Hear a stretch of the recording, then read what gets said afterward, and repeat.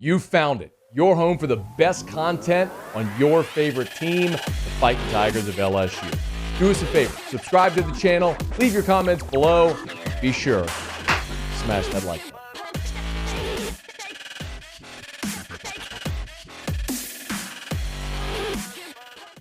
So, of course, there's two new heavyweight coaches in the SEC this year. Brian Kelly at LSU, Billy Napier at Florida. Coaches at heavyweight programs, I should say. And certainly Brian Kelly, with his track record, having played for a national championship, made 2 college football playoff appearances, he has far more skins on the wall than Billy Napier. But we are talking about Billy being a very successful young head coach, first time at ULL, and now taking the reins at Florida. And we know the drill.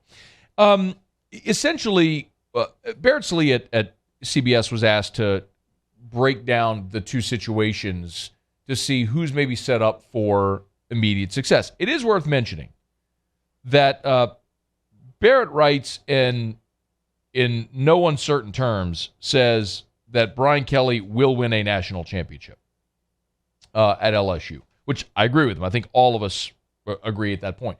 The last 3 coaches at LSU have won national championships. There's no reason to think that Brian Kelly won't be next.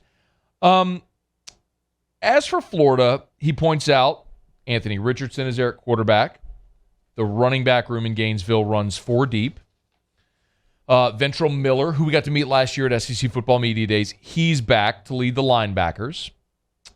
And the division, the SEC East, is obviously more manageable.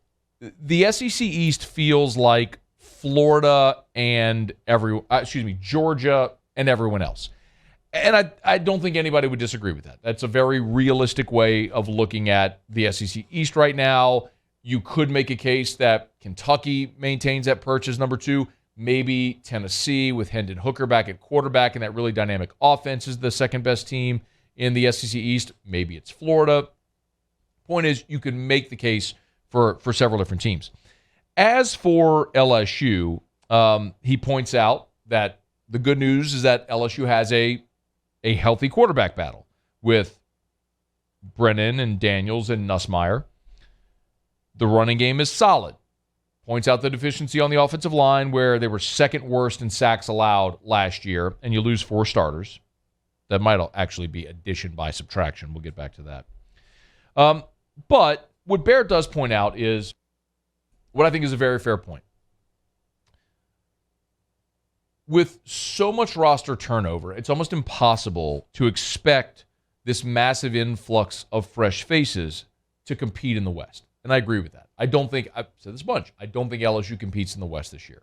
I don't think year one is a year where you can realistically expect LSU to push to get back to Atlanta.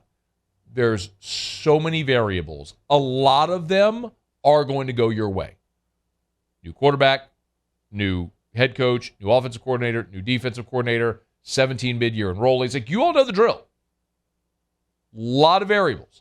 Some of them are going to go really well. Some aren't going to go so well.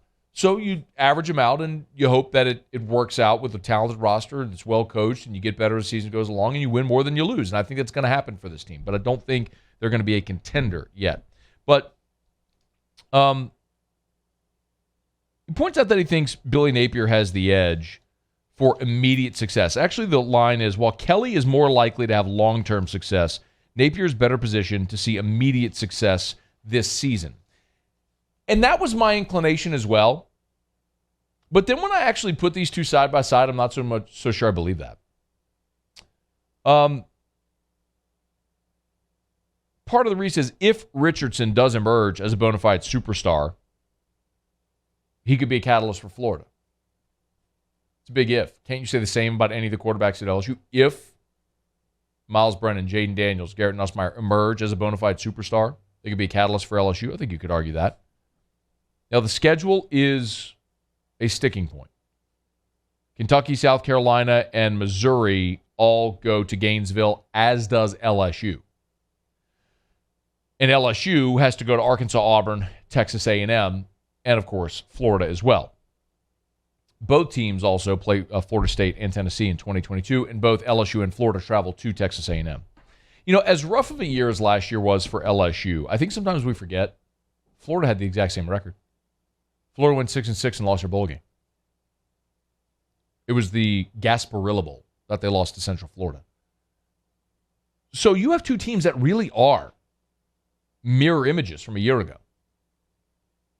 Traditional powers, a lot of talent, went 6-6, lost a bowl game, fired their coach, new quarterback, new staff, a lot of turnover.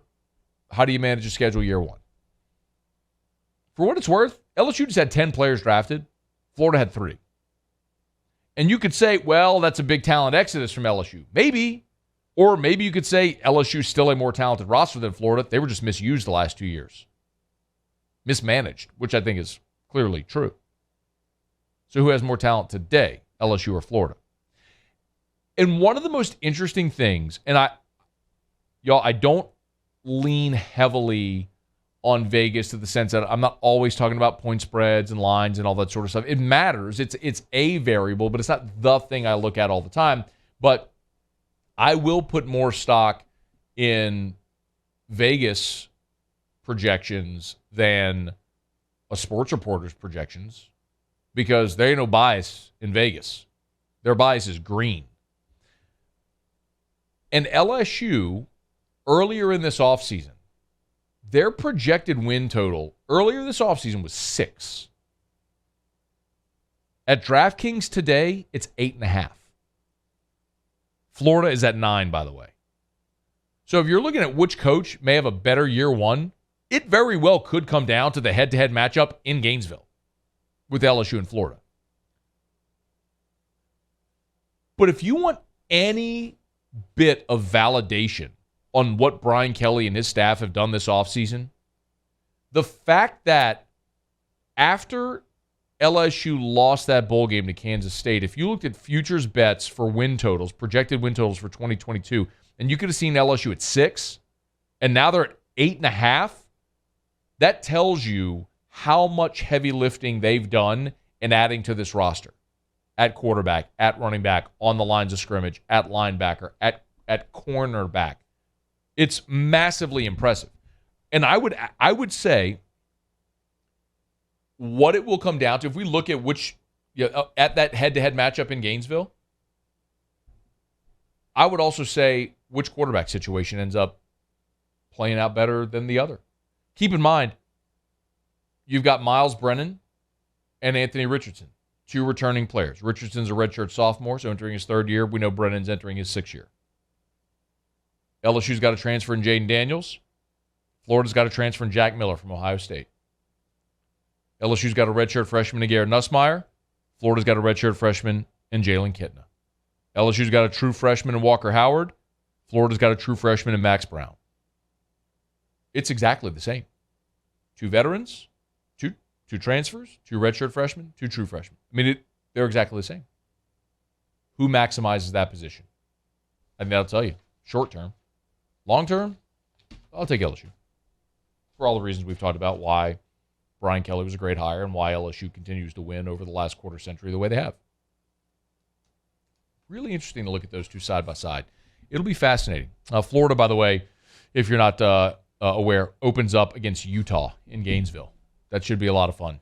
As much as Utah as a program has built over the last 2 decades, really since Urban was there in 2004 and had the undefeated season. So Utah in Gainesville to open up the season while LSU play Florida State in New Orleans.